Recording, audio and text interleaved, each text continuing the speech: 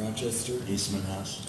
This in 5 years, celluloid will be finished. It'll all be digital. He's probably right. Well, no, they plan to do it. I don't know whether it'll be 5 years, but they said we're just phasing it out. And there won't be any film anymore. It'll be Someone like in the Eastman House who said that? working for Kodak, Eastman Kodak. They said, well, yeah, we're planning for the whole thing. And I mean, you can't be left behind, because otherwise they'd be left behind. You see, they have to move away from chemicals and celluloid and emulsions and all that into this 0-1 nightmare. Well, I see mean, how they everything have will to be made of zeros and ones. predict what could be the possibility for the future, but I somehow, until the demise of film, I see it, I do not, I can't. I don't Well, it's believe- becoming, 16 millimeter is becoming more and more That's true. difficult to find even where to get it processed. And That's expense, I mean, you know, I made a little 11-minute film on the paintings of Aleister Crowley, and a lot of money just disappeared. I don't know where it went, but like to make one print for 11 minutes, $400. Oh my God. Like the old days. I don't know. Well, I've only made one on 35 millimeter. I never wanted to go back to 16 after that, because 35 is just, you know, that's serious stuff. You know, it's not like a little toy anymore. Oh, yes. So maybe we can kind of start off with our questions and talking about, What about Curtis and Larry getting their drinks? well, I think it's on the way, but Okay. would you All like right. to wait until Yes, sir. would you like to wait until you? Where's yours? Are you having a Well, coffee? it certainly be a Oh, okay. boost in the arm Okay, so for why me, don't we wait then? you know. Well, he was this sort of Beatles and the Stones celebrity. You know, he was the interface between two Well, cultures. you know, his daughter is a big hit right now. His illegitimate daughter, Nora Jones. She's like one of the hottest acts in show business now. Oh, wonderful. That's clever of her. Yes, And I assume she can play. She's a good player. she's a good singer. She Oh, doesn't play she's a guitar. singer. She's a singer, and she was sort of disowned by Ravi Shankar for a long time. It was a big secret. Has he? You know, those Indians are quite puritanical in many ways. They have a lot of hang-ups like Victoria. Or I don't know whether they're bad habits that they took over from the English when it was Victoria. The days of the Raj. Yeah. The bad old days. Well, when I was in India, a lot of them said, we wish that they were back. You know, they said that at least we didn't have all this wars between Muslims and Hindus and things like that, because the British kept a clamp on the whole thing. They said it was better. Not everybody, but they weren't Gandhiists. Yeah. Well, maybe we should roll into this. Are you ready? You want me to start? You want to start? Do you want to put this away so it's not sitting Sure. here? I don't mind. Can I take that, because did we get all this stuff? Okay, So- now what is the, what are we doing here? Who's the moderator? Well, I'm kind of the moderator. Rani and I are The co-moderators. mic isn't even They can pointed hear in me. your direction. They can- Does it pick up? Okay. Okay. There's probably more mics in here than we really need, but we wanted to, as part of what the Getty has been doing in documenting these decades of the Los Angeles and regional art experience, we kind of wanted to go back and talk about the beginnings of your work and the world that you came into. And we wanted to ask you, about the war and what the scene was like during the war, and what it felt like in the post-war. We all hear, secondhand about, the terrible problems of the war and the ways that it changed society and how people felt, how sometimes they were, What are you talking about, World War II? Yes, In absolutely. Vietnam? World War We've II. had several wars. Yeah, well, we're talking World War II here, where World War II, yeah. not World War I. Not World War I. No, well, Not the Civil War. we want you to set the scene for us. What Not was the it war like? between the Mexicans and the Americans. 'Cause Yeah. there have been several You of can pick your those. own war. Right. Now, we meant World War II, and we wanted to talk a little bit about what the scene was like in the wake of World War II for people who were interested in arts and culture. I mean, you guys, you began making films right after the war. Obviously, some of I you... was making during the war. Right, but your films didn't come into public. But not as advanced as you. I was working I only in 8mm. See, we that began on 16 millimeter, we looked down on 8 millimeter. We called it spaghetti. I'd never make a movie.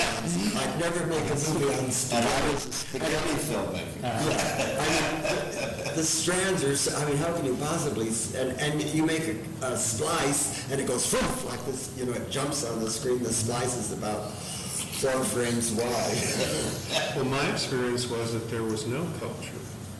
When I started to make films, we were sort of huddled around the radio listening to that droning voice of Senator McCarthy,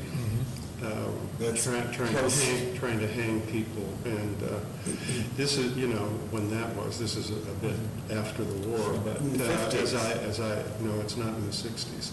It's in the mid-50s. And there was nothing there. This was Eisenhower. It was sterile. This is my experience. I don't know what other people, you know, were doing, but we found a world that was barren, and so we started out to try to make something and put something in its place. And we were aware of the classics, and we were aware of the European avant-garde, and like Kenneth and Curtis, we were renting the films from the Museum of Modern Art and just trying to make our own scene and start something. That was, in a nutshell, there were no venues, there were no places set up to show our films. We had to start trying to make venues. And this is in Denver area? Denver, No, this is San Francisco. Okay. This, you know, I came to San Francisco in '54, so I'm talking. When there were no, like, cafes where poetry was read? I mean, all that came later? In San Francisco. San Francisco always tried to pretend like they were so down on L.A. and we were barbarians down here, and they were cultured up there.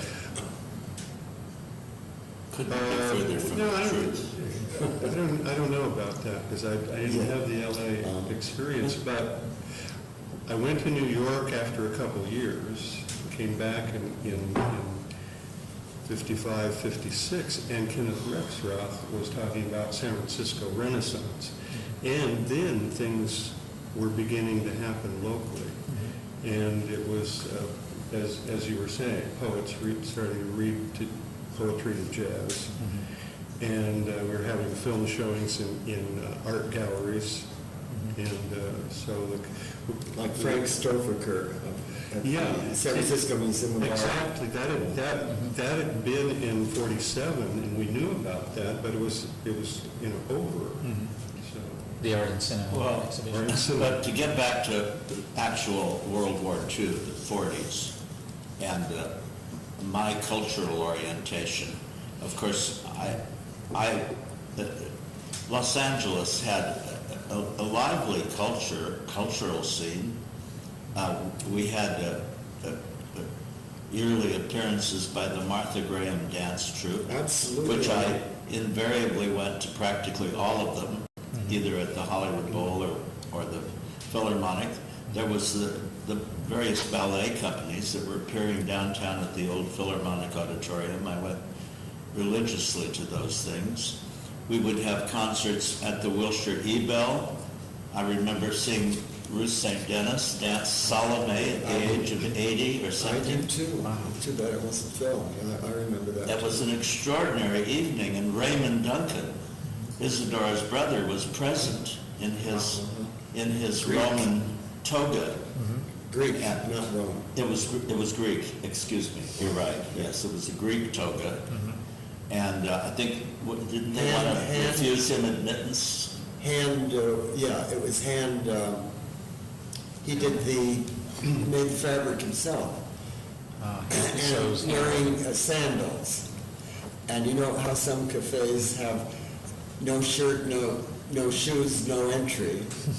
No, sir. They tried to pull that on him, and he had long gray hair at the time, you know, nobody else wore their hair long at that time. Yes, But it wasn't a desert, I'm sorry. I mean, in fact, LA was trying to, it had its culture going on. yes, so we had, Peter Yates, whom I mentioned being at that ill-fated evening at the Schindler House.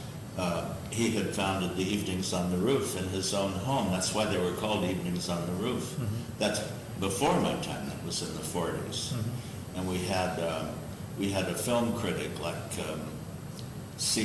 Herb Stern, who wrote for a curious little magazine. Do you remember that little magazine? Not It was Close called- Up, no. Close Up was English. No, but it was a Los Angeles equivalent of the New Yorker at the time. a Right. little. You, So there was a whole cultural thing going on here, and you only had to seek it out, you know. And I was at Occidental College, and I'd get on a bus and come in to Los Angeles for that. You know. Well, the great thing was, like when the Martha Graham Company would tour here, every art lover in town, and maybe there were only 1,000 of them, but I mean, would go there with like, the atmosphere was just electric with excitement. And she was like 50 in like 1942 or something like that. And she could, she had one leg, but still, she could kick it over her head, like in, her solo numbers and things. I mean, she was incredible. And she'd do all these womb contractions, it was all based on Freudian females, gestalt or whatever, full of womb contractions in her choreography, and barefoot. No toe shoes. were there art exhibitions that you went to? Did you go see any of the surrealist? Well, I remember there was only one, as I remember, one major commercial art gallery, the Frank Pearls. Yeah. The Frank Pearls Gallery. And then there was a man named William Copley. You remember him? Yeah. Who came up from San Diego, and he was the heir to the Copley newspapers there. And he was a little short guy, and he used to wear jeans and everything. And I heard this story secondhand, but Frank Pearls was in his gallery one day, and he had a couple of Picassos and Matisses and so on. And this little guy came in these blue jeans. He'd never seen them before in his life, and he looked around and he said, I think I'll take that one. And yeah, I think I'll take that one. And I'll give you a check, Well, Frank Pearls thought he was a madman, and that it was just a joke. Well, it turned out to, the check was cashable, and then Copley, who was very interested in surrealist art, very briefly opened a gallery, I don't remember exactly what year, in Beverly Hills, where he showed Max Ernst, Salvador Dali, etc. Yeah, and Man Ray was. Man Ray didn't sell a thing. Right. He's mortified. Right. And I remember, I still have a drawing by Dorothea Tanning, who was a surrealist painter who was married to Max Ernst, that I bought. I think it has the date on it. It's a pencil study for painting. I don't know if she ever did the painting. It's called My Favorite Dinner Party, and it was the first work of art I ever bought. And I think it cost me all of $45. But that was in the 40s, and there was a gallery, and then in Pasadena, there was Walter Hopps and all of that activity that I think started by the 40s. There was quite an advance. And it was an Oriental building that they had it in Pasadena. So you see, there was a great cultural ferment here, plus all the left-wing people like They had Claire Grossman. their own take on, with a progressive agenda, a so-called progressive social agenda. Let's change the world a little bit. And I knew Louis Jacobs, who wrote The Rise of the American Film, which was published, I believe, in the late 30s, 39, I think. And he was very left-wing, and I used to go to parties at his house and meet all these, they were probably all Stalinists there, you know. Mark Lawrence was always there, the actor. I knew him in Palm Springs. He's still around. Yeah, I know he is. And, but he was one of the people who was consigned to Europe for many years. Did you have any encounters with the culture of Mexico City and that particular band of artists in the run? No, I knew about only I knew about Leonora Carrington. In original, without subtitles, downtown LA, and I always went down to see them because I loved the photography. And it Gabriel was, Figueroa. yeah, I don't know if it was the Mayan where they were playing, which, was, because that was the legitimate theater that was also had a projection booth. And I saw their Flora Robeson in Terror Tonight, which is the touring company of Granguino. I saw that too. Yeah, the Mayan. Wasn't she wonderful? It was Flora Robeson. It was an incredible evening of Granguino Theater. I don't know if we went together, but I I don't think we went, probably not, but I saw it too. And and as obviously Kenneth, we remember it vividly. And Absolutely. This was a group of actors who got together. Henry Hall was one of them, and Flora Robeson, and she was June Havoc. She was the box office name. And Sam Levine was in the, and they did this evening of French Granguino, climaxed by the one about the insane asylum. With the knitting needles in the eye sockets, and she turns around and streaming blood. And all of those stage tricks were impeccably performed. And the lighting was perfect. I mean, it was a beautiful production. The sound effects, because one of the short plays, they were like one actors, was a jungle scene where the natives are creeping up through the jungle and they're going to have a banquet of them, you see. And the drums get closer and closer, and then they all go mad. You know, can't take it anymore. You know, we might as well kill each other because rather than let them do it. You know, and eat us limb by limb. It was wonderfully lurid and in an innocent kind of way. And I think, wasn't the one with Flora Robeson called Thirsty Death, about people that... You don't have the program anymore. No, alas. Well, but I remember it. Flora Robeson, I went backstage after and spoke to her, and there in the dressing room was John Abbott. And I said, well, hello, John, because he lived up the hill from me in the Hollywood Hills, and he always wanted me to come in after when I was going to Beverly Hills High School. My grandmother's house was on Holly Drive, which has been removed to put the Hollywood Freeway. And John Abbott is a character actor who was in many films. You know, he had sort of bulgy eyes. Oh, I knew him. Yeah. I knew him. Did he ever ask to spank you? No, I heard that he had that. He had a fixation about spanking boys. When I was a teenager, I was called jailbait. I mean, I was a teenager. And I said, well, that's not my bag. I'm sorry, John. And then he said, another cup of tea.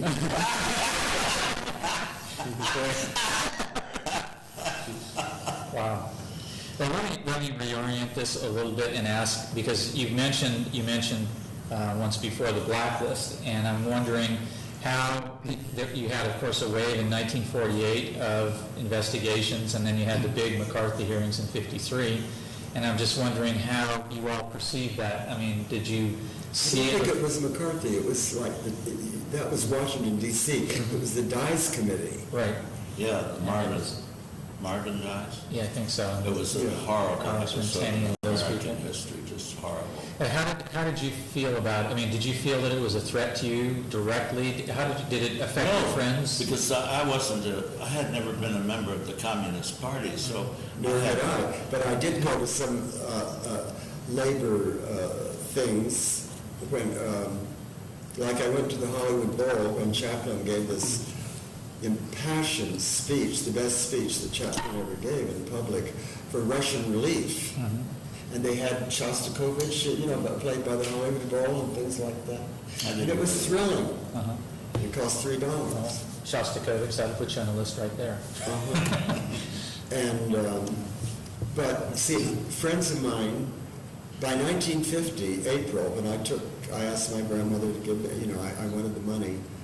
Well, she had passed on by that time. She died in 1948. But I got enough money for a one-way ticket to Paris. I mean, taking the de Grasse from New York. And somehow on the train I got to New York, and then I got on that. And one way, nothing like a round trip, because I knew this was going to be, I was going to Europe to get away from America that was going through a very bad period. And friends of mine, like Gail Sondergaard, couldn't work anymore. They were blacklisted already by 1950. And other people I knew who had some slight interest in leftist politics or things like that, some of them were on the same boat, on the de Grasse French line. And they said, well, I mean, you're too young to... I said, we're going for different reasons, but...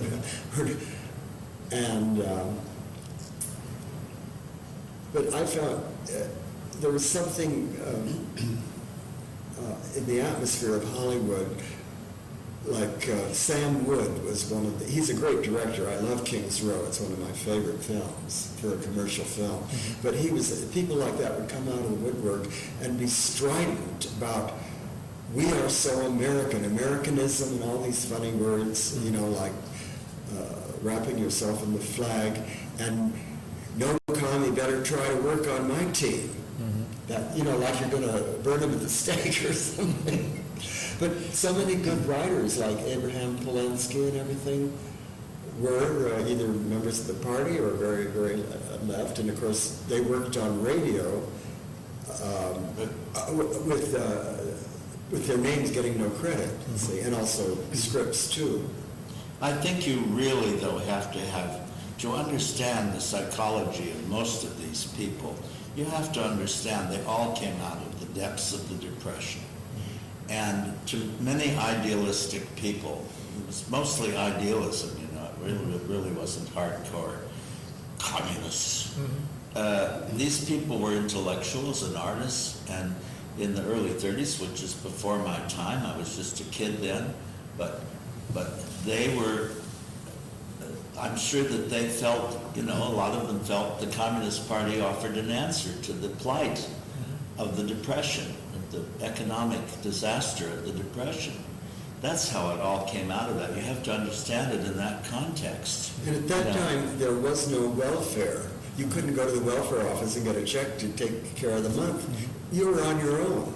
There were red lines and things like that. Red lines and people selling an apple for a nickel just to survive. And it all came out of that. And you have to understand that all these people came out of that idea, Now, there were some hardcore Communist Party members, but I think in most cases they were very idealistic people who were caught up in this terrible right-wing hysteria. It was hysteria. Kind of hysteria. Yeah. But it doesn't seem to have very directly affected your filmmaking or thinking about it. Well, it caused me to leave the country and go to live for 12 years in France. And I was lucky enough to meet Henri Langlois and Mary Mearson at the Cinematheque, and they sort of took me into shelter, and I worked for them for 12 years. I mean, not on salary, because that wouldn't have been possible with France. But they fed me very well. I mean, and I slept in not in their apartment, but in their guest room on Rue Gazan, in a Lazare Mearson designed guest room. Not so bad. Not too shabby. Well, it was shabby, but it was, the lines were good. Well, what about in San Francisco? How did you experience these urges of hysteria? What it did to me was push me away from politics altogether. I didn't like what any faction was trying to do to the other faction, and Well, I can't imagine any of you being told what to do by a Communist Party commissar or a right-wing ideologue. Yeah. you're independent. But as I said earlier, I do remember listening to the voice of McCarthy that seemed to be kind of a voice of evil, almost. Well, he looked evil. He was, like a clone It's of really Richard Nixon. effective. He had that same 5 o'clock shadow, and that sort of skulky look. Yeah. Oh, he was an arch villain. And, a villain from central casting. I mean, because he looks like a villain. It certainly seems that way today when we look back. If I had an issue, it would be, that I didn't want any free expression suppressed, whatever the expression was. And here, they were really trying to nail people. It almost seemed like a nightmare. But San Francisco didn't have the kind of... But it had labor problems. I mean, with strikes on the waterfront and everything. Yeah. With a lot of violence. And Earl Browder and all that. Barry Bridges. Yeah. That was a separate, but the culture. What I mean, floated above. the Hollywood thing was a very specific thing that had nothing to do with San Francisco. That's These people within a industry making entertainment for the masses were the big targets. You see, they were celebrities. They were big targets, and we all know now about Kazan and what he did to save his own neck. Well, he made some wonderful films. He was a wonderful director, but Probably what a what price to pay. It was so unfair, the whole thing, naming names and saying, oh, I saw somebody at a meeting. And there were a lot of people at meetings for noble causes that were called, oh, that was a communist cause, It was just a horrible thing. And Kenneth has mentioned Gail Sondergaard. When I was working in television, I was the first really to give her a big part after all was forgiven. I don't know precisely how that happened or when it happened, but I gave her a key role in a TV movie, and it was her first comeback after years. But I mean, this lovely, lovely woman. She was still, by the way, totally left-wing in her political views. Well, somebody like Rose Hobart was too, but I mean, Yeah. a gracious and wonderful woman. Absolutely.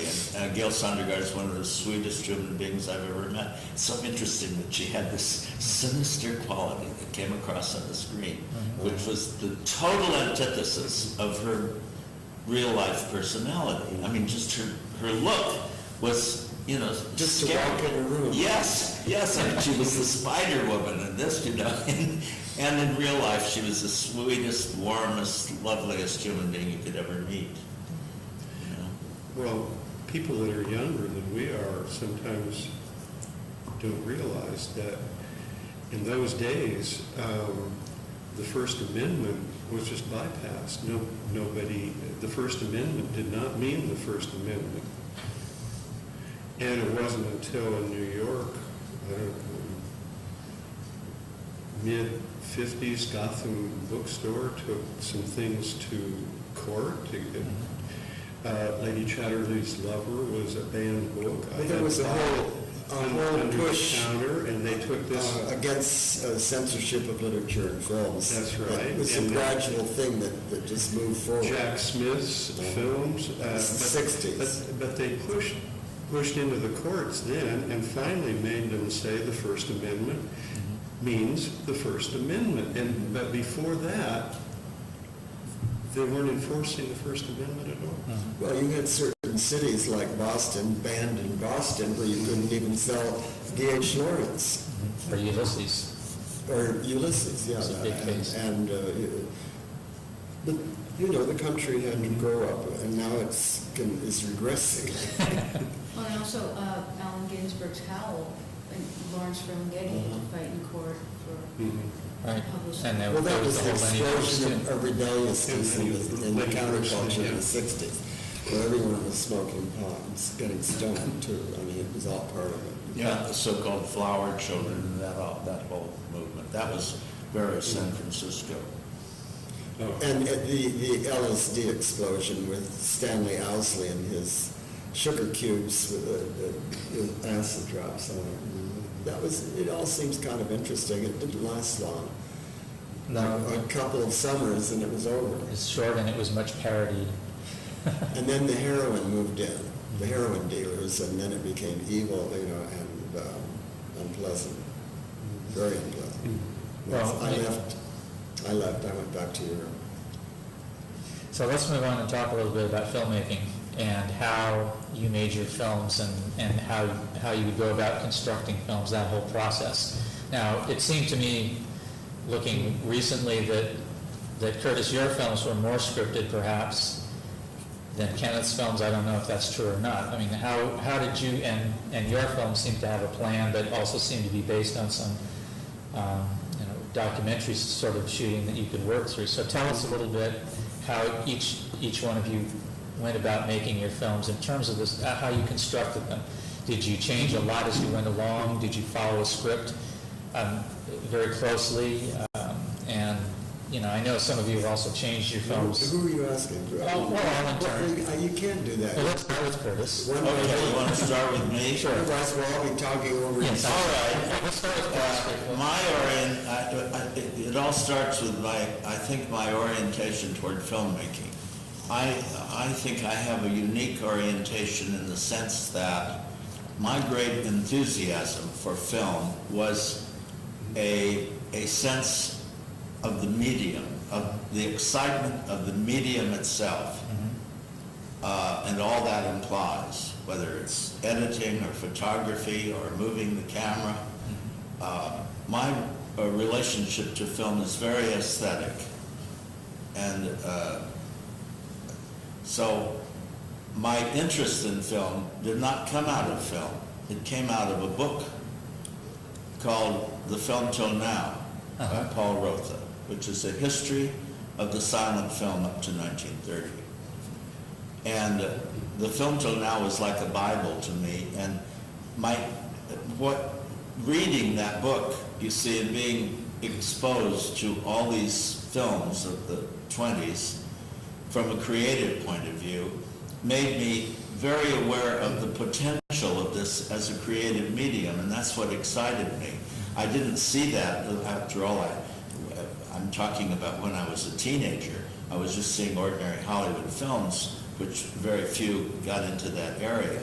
I mean, the first really big, exciting American film was Citizen Kane. Let me correct you. You have forgotten, because of Alzheimer's, that you used you were gushing, when I met you, you were gushing all the time about Joseph Armstrong. That's true. Well, you haven't even mentioned his name. No, but I'm leading up to that. I'm leading up to it. And you were just like a Marlene Dietrich worshiper. That's true. I'm leading up to that. Just give me. I'm going to say it. I'm going to say it. I thought you'd forgotten. No, I haven't forgotten it at all. I'm leading up to that. All right, I'm sorry.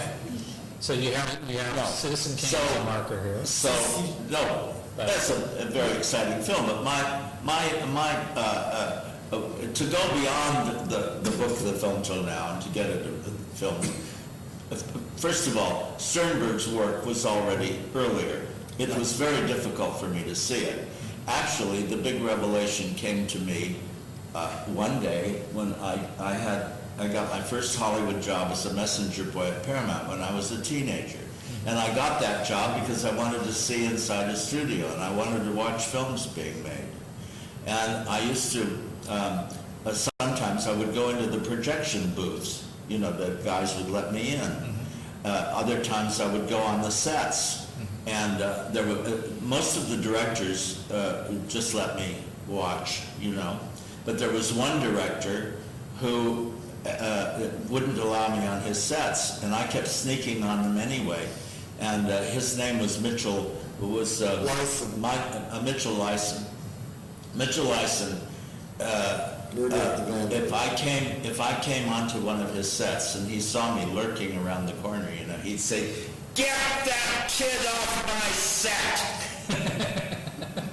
And I'd been ignominiously grabbed by a cop at the door and ushered off the set. But the other directors, He like, was a mean queen. he was a mean queen. He was he was the gay director at Paramount at the time. Well, Murder at the Vanities and many other great movies he directed, so, which are not, I consider great. I mean, he was, Well, he So certainly he done. directed a wonderful comedy called Midnight, which yeah, that's perhaps his best. very, very much. I mean, so let's give the devil his due. But anyway, he was very mean to me. And his worst one is Lady in the Dark. It's very heavy-handed, and with Ginger Rogers terribly miscast in the part that was created on the stage, that Gertrude Lawrence on the stage, and I saw Gertrude do it on the stage, and I couldn't stand it. And the costumes were very heavy. You know, they're all... It has a very flat technicolor look to it. I mean, it's very designed. But Danny Kaye is wonderful in it. You know, it had a redeeming thing. He gives his shtick, you know, that fast spider talk. But, you know, Ginger Rogers is supposed to be Diana Vreeland. Okay, so you were ignominiously removed from the sets of Mitchell Rice. Well, anyway, that's just incidental. But the point is, I'm leading up to how I really discovered the work of Joseph, I discovered Marlene Dietrich as a personality when I was a teenager working in a theater in the small town where I lived as an usher. And that was a film called Alzheimer's. No, I'm kidding. Scarlet Empress, Blonde Venus. No, something I couldn't It was see. probably something like... It was one of her Universal pictures. I know the name so well. I'll think of it in a minute. Yeah. Anyway, it was when she started with John Wayne. Do you remember that? Yeah. Not Dusty Rise Yes, Again, yeah. no. No, that wasn't John Wayne. That was Junior I Stewart. know which film you mean, I just... Yeah, and it was directed by Tay Garnett. And I discovered her, and obviously the whole mystique of Dietrich came across in this film. And then, of course, later I saw it at its epitome in the Sternberg work with her, you know. But so what happened was that when I was a messenger boy, I went into the projection booth one day, and for no really accountable reason, some executives were running the Scarlet Empress. And I looked through this booth, and I came in on the scene where she's being prepared for the wedding, and the Queen, and there's this obviously gay hairdresser, you know, with all of his gestures, you know, looking at her and fixing her hair, and then the Queen comes in and says, the headdress, where's the headdress? You know, And a very Yankee accent. Yes, that was Sternberg's, one of his private jokes, to have Louise Dresser, who spoke with the most flashy talk like that, and she's the Empress of Russia in the 18th century. But anyway, so that was just sheer magic to me, and then it went on from there, because certainly Sternberg is the most aesthetic of all directors, and he's still the director whom I admire the most, and who has had the greatest influence on my own work. Yes, but he's forgetting about his almost clandestine interest in the kinky aspects of horror films, because he was very attracted to the work of James Whale, and you'd seen them before. Yes. And certainly you'd seen Bride, Frankenstein, and so forth. Yes, well, that's because I sought them out whenever there might be a screening. And there was a theater called the Philmart Theater on Vine Street years ago, and at some point they showed The Bride of Frankenstein, and I went to see it. And then I met James Whale, as Kenneth did, and got to know him. Yes, I was a great admirer of his work, and I loved horror films too. Those are my two interests. They were black comedy horror films. Because he always had them. Oh, he yes. was. He had The greatest one was The Old Dark House. Yeah, it's an absolute masterpiece. That's pure James Whale, that film, on every level. Very, very interesting. Have you seen it? I said very interesting. No, have you seen that? Yes, I have. Oh, yeah. I actually, not only did I work on it a little bit when I was at Universal, but I also restored the remake. And I'm actually finishing up a James Whale film right now called They Dare Not Love. Well, we saw that recently at the Universal special screenings. Yeah. Well, the great one, to Oh, me, Darkness. that I long to see again, I've only seen it once, is The Kiss Before the Mirror. Well, we showed it about 2 months ago at Universal. Really? Because if you were invited by the Universal alumni, which are people retired from, I'm on the mailing list. I'm not. Every month, I get, sometimes I don't go, like the Tommy Dorsey story. I didn't go to that. But I mean, mostly there are things I want to see because I've suggested them. Uh-huh. And they had The Kiss Before the Mirror. Oh, I wish I'd known. And with the young Walter Houston as a gigolo in it. And of course, he had a wild reputation for being this incredible, skilled lover. That's one of the Hollywood secrets, that he was supposed to be so good. And he was so good at this kept band. He was about 21, being kept by Gloria Stewart. And then she's murdered right at the beginning of the picture, like in Psycho. I mean, this gorgeous, glamorous woman is shot dead, full of bullets, right at the beginning of the picture. Scandalous. Before we get He's off. so witty. I mean, James Whale is so witty. Uh-huh. Because it's getting away with all kinds of things. You spoke a little bit before about silent films. How did you come to silent film? Obviously, the Paul Rotha book was very important. Could you see silent films? No. Oh, no, I couldn't.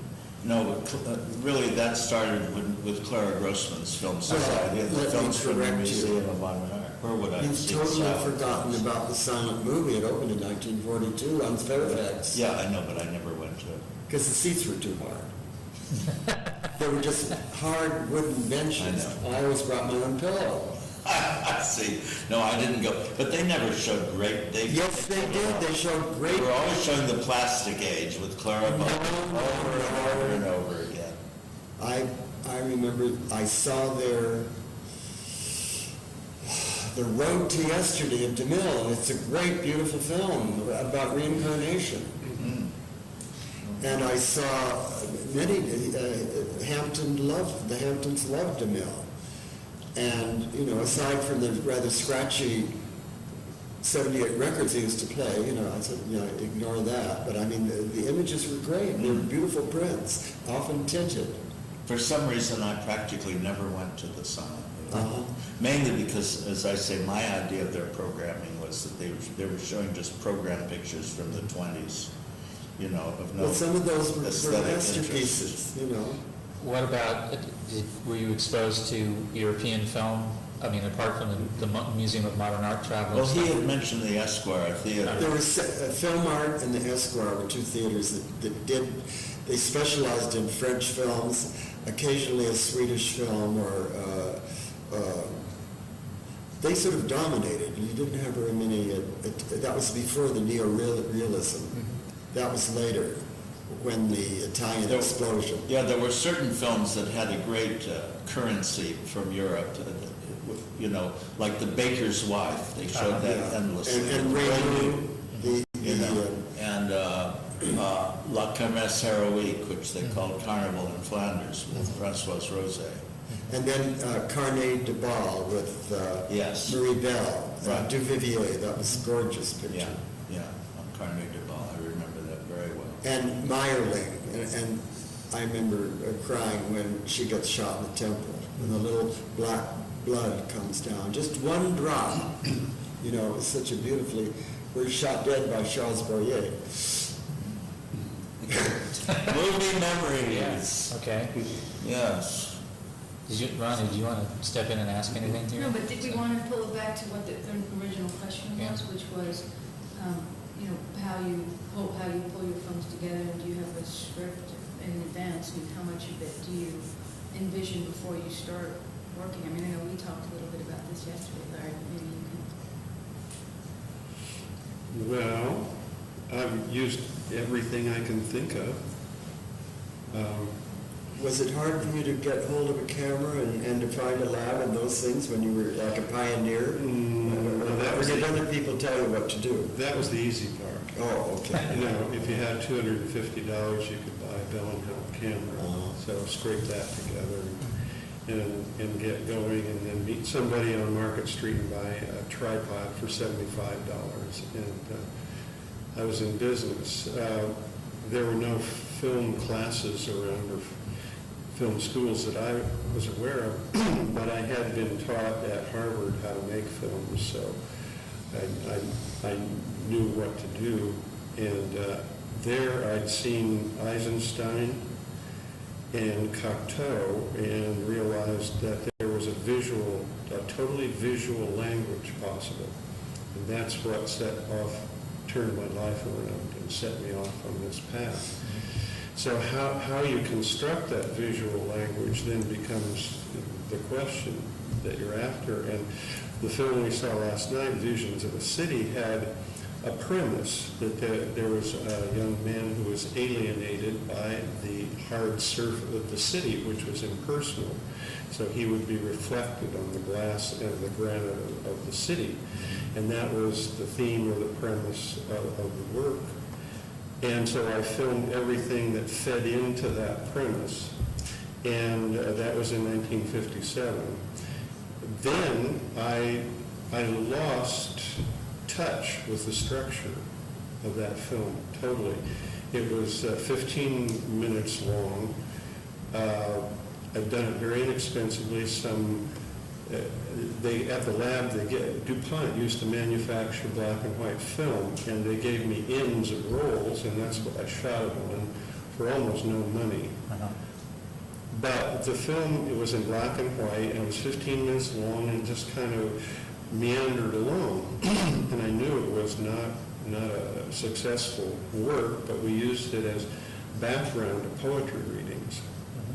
Moving wallpaper. Moving wallpaper, exactly. And when I came back from a year in Europe, way along in 1979, I had energy to finish some unfinished projects, and I edited then on purely plastic values, which way the pan was going, which way the movement was going, totally on plastic values. And a friend of mine, Bill Moraldo, had composed that piece of music, and they just fell in love and went together, so that the structure was in two parts. First, it had a premise, which didn't really work very well in the first editing, and then a totally visual editing structure.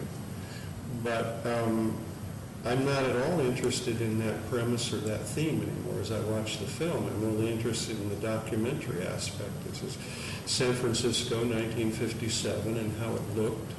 Weren't they mostly reflections in glass? Yeah, all reflections. Because it made like natural superpositions. Occasionally McClure walked in the foreground, but you only were really focused on his reflection. And it's a portrait of Michael McClure, 1957, and both of these to me are extremely valuable as documents. And for your animation films, when you start out, do you have an idea of what direction you're going? There's where I mean that I've tried everything. I've taken a visual idea and scripted it down almost to the frame, and then performed it for the camera, one frame at a time. So I've come at it from that end, totally prepared, and I've also tried the other end, which is no preparation except the visual layout material and no idea of where it will go, and under the camera it goes somewhere, just improvised like jazz.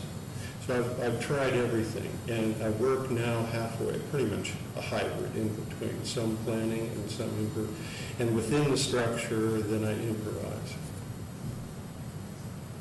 Well, we're all different.